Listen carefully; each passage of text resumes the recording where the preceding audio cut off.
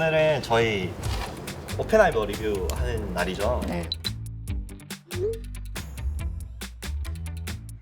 오펜하이머 보셨나요? 네. 네, 맞습니다. 네, 잘 봤습니다. 저희 근데 소개를 먼저 안 한 것 같아가지고 제가 먼저 소개를 하겠습니다. 저는 저희 원자력 연구원에서 미디어 소통팀에서 근무하고 있는 윤은광입니다. 한국원자력연구원에서 기술정책실에서 현재까지 월급 잘 받고 있는 박근엽입니다. 일하는 것에 비해서 굉장히 적습니다. 돈 더 주세요. 여기 어필을 하셔봤죠? 선진 SMR 기술개발부 최지원입니다. 우리 연구원의 능력자. 아닙니다.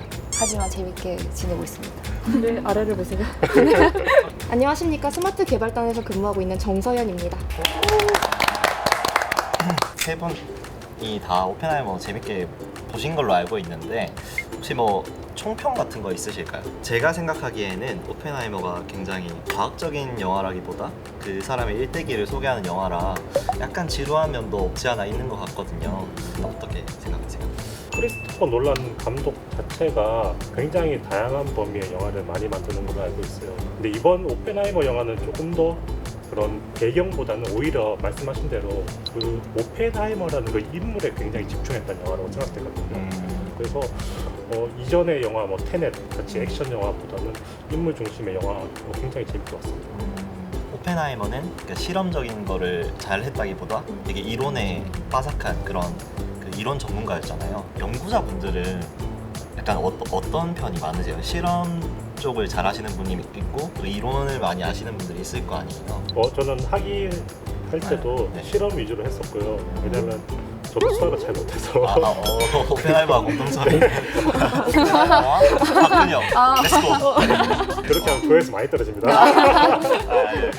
확실히 이제 머리가 부족하면 손발이 고생한다. 전형적인 제가 손발을 많이 고생시키는 스타일이어서 근데 실험이 확실히 재밌기는 해요. 눈에 실제로 볼 수 있잖아요. 이게 내가 생각했던 그 생각, 이론대로 이 실험 결과가 나오면 굉장히 기분이 좋고 그런 거에 있어서 실험적인 부분에 성취감이 좀 더 있었고 근데 실험을 못하고 그런 게 있어요. 저는 이게 뭐 연구를 해보지 않아서 잘 모르는 분야인데 그러니까 실험을 못한다는 그 기준이 어떤 건지. 일단 R&D 예산이 있어야지 실험을 하자고요. 정확히 네, 너무나 당연한 얘기고 네네네. 오펜하이머가 처음에 캠브리지로 영국의 캠브리지로 유학 갔다가 거기서 이제 거기는 실험 그 물리학 위주였고 네. 이제 독일의 게팅겐 대학으로 이제 이론 물리학 중심으로 갔듯이 각 연구실마다 특징이 있어요. 실험 쪽에서도 굉장히 특화된 실험실, 특화 분야들이 각각 있거든요. 그 특화 분야에 맞는 실험은 당연히 가능하겠지만 그 외의 실험은 아무래도 굉장히 힘들죠. 그럴 경우에는 보통 이제 코업을 많이 하죠. 저는 조금 다른데 물론 예산도 중요하고 하겠지만 제가 연구하는 분야 자체가 핵물질을 필요로 해요. 그리고 네. 핵 반응이 일어나야 저희가 그런 결과를 얻을 수 있는데 그거 자체가 되게 힘들죠. 아니, 영화의 총평에 대해서 얘기도 안 하시고 그러네. 서운했나요? 아니요, 그러진 않습니다. 총평 얘기해주세요. 네, 총평이라고 하시면은 사실 저는 그냥 이제 느낀 점? 두 분과는 달리 한 번밖에 보지 않았는데요. 아까도 이론과 실험에 대해서 말씀을 주셨는데 이론도 실험도 아닌 이제 사업 관리적인 측면에서 두 분야 다 이제 중요한 부분이고 존중받아야 하고 이제 말씀하셨던 것처럼 코업이 중요한데 그렇다면 사업 관리 쪽에서는 어떤 역할을 해야지 이 둘을 융화를 잘 할 수 있을까에 대한 고민을 좀 하게 되더라고요. 그러면 이제 사업단에서 관리를 하는 입장이잖아요. 네. 그 레슬리 그로브스 장군에 대해서 어떻게 생각하세요? 훌륭하신 분이고 사실 그분이 그 이전에 펜타곤에 대한 네. 그 건설에 대한 것도 훌륭한 업적을 내셔서 이제 그 사업에 착수를 하셨다고 들었는데 일단 사업 관리 측면에서 굉장히 훌륭하신 분이라고 생각이 되고 이제 영화 내에서는 오펜하이머와 이제 부분적인 연구 진행의 부분에 대해서 예를 들면 이제 연구 구획화라든지 하는 부분에서 갈등은 있지만 그럼에도 불구하고 이제 오펜하이머를 충분히 존중하였던 사업 관리자라고 보고 있습니다. 제가 총평 얘기하셔야죠. 맞아요. 제가 총평이요. 저는 사실 문과로서 굉장히 그러니까 한 역사 영화를 보는 것처럼 되게 재밌게 봤어요. 문과적 시점에서 많이 봤을 때 아무래도 주제가 그 핵폭탄이라고 하는 네.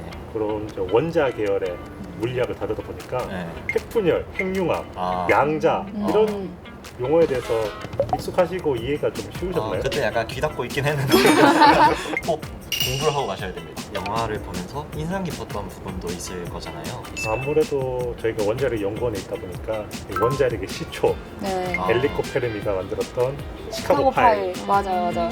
네, 그 장면은 저희는 항상 이제 책이나 이런 그 문헌 자료들을 봤을 때는 대부분 다 흑백으로 돼 있는 혹은 손으로 드로잉 돼 있는 그림, 그걸 컬러로 영상으로 맞아요. 만나볼 수 있어서 그 부분이 굉장히 인상 깊었던 것 같습니다. 인상 깊었던 부분 여기서 말씀드려도 되나 모르겠지만 오펜하이머의 사생활 실체라고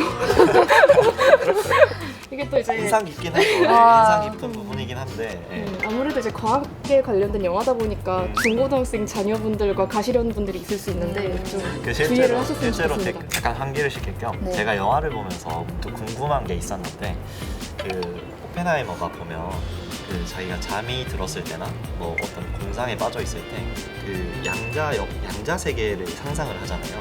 막 팡팡팡 터지고 그런 항상 연구에 몰두해 있는 모습을 보여주잖아요. 연구자들은 어떠세요? 진짜 그러시나요? 예전에 공부하고 뭐 학위 과정하고 연구할 때는 잠을 자면서 연구에 대한 생각보다는 오히려 꿈속에서 교수님이 나오셔서 그렇죠. 뭐 악몽 독약 넣으신 거 같아요. 교수님 감사합니다. 교수님께 제가 여기 있습니다. 박사님 어떠세요? 약간 저요? 그런 아, 또 전공이 원자력 저 운이 좋게도 꿈을 잘 안 꿔요. 이거는 오펜하이머가 실제로 꿈을 이렇게 꿨다는 것에 대한 보증은 아닌 저도 잘 모르겠어요. 그건 아니었겠죠. 그냥 저- 영화상 연출인 것 같기도 하고. 오펜하이머도 당황스럽지 않았어요. 근데 아 꿈속에서까지 그렇게 아, 고통받고 싶지 않은데. 저는 그 생각했어요. 아, 양자역학의 태동을 이렇게 표현하는구나. 음. 그러니까 그 당시가 양자역학이라는 게 진짜 처음 나올 때고 네. 입자와 파동 뭐가 맞느냐, 두 개 다 맞느냐, 뭐 한쪽만 맞느냐 이런 것들이 있었잖아요. 그러니까 그런 그 영화에서 보면은 뭐 되게 별빛 같은 가루나 이런 빛들이 막 계속 돌아다니지만 걔네가 또 약간 유체처럼 흐르는 맞아요. 느낌도 있어요. 그래서 아, 양자역학을 시각화하는 건가? 뭐 저는 그런 생각을 좀 약간 했었어요. 놀란 감독의 네, 연출이다. 네, 네. 마지막 또 제가 좀 궁금한 게 있는데 더 얘기할 게 많은데 왜 그래요? 저 얘기하고 싶으실 영화 얘기 시작하면 이거 끝도 없죠. 영화 바로 얘기는 준비해야 끝도 없어서 근데 우리가 또 일을 해야 되잖아요. 업무도 해야 되고 제가 궁금한 게 그 오펜하이머가 아메리칸 프로메테우스라는 그런 별명이 있잖아요. 그래서 뭐 원자력이 제2의 불이다 라는 그런 말이 있는데 비유를 잘한 것 같아요. 저는 근데 그걸 사람의 관점도 관점이지만 그들이 가져온 그 물질에 대한 관점에서 보면 불도 잘 조절하면 우리가 뭐 음식도 해 먹을 수 있고 몸도 따뜻하게 할 수 있고 하지만 잘 조절을 하지 못하거나 사고가 일어나면 화재가 발생하잖아요. 그러니까 불이 항상 우리 곁에 있지만 잘 조절을 하면서 함께 조심해서 살아가야 되듯이 원자력이라는 게 사실 뭐 화력이나 석탄 발전소보다는 잘 모르는 부분이 많고 하지만 우리가 잘 조절을 해가면서 사용을 하면 에너지원으로 쓸 수 있잖아요. 하지만 또 잘 관리하지 않으면 사고가 일어날 수도 있는 거고 그런 면에서 되게 적절한 비유라고 생각을 했었어요. 그렇게 생각하니까 정말 적절한 비유가 되네요. 네, 저희 오늘 오펜하이머 리뷰 영상을 진행해봤는데요. 사실 원자력 연구원 직원들이다 보니 약간 리뷰 자체가 조금은 지루할 수도 있고 좀 재미없으셨을 수도 있는데 시청해주셔서 정말 감사하고요.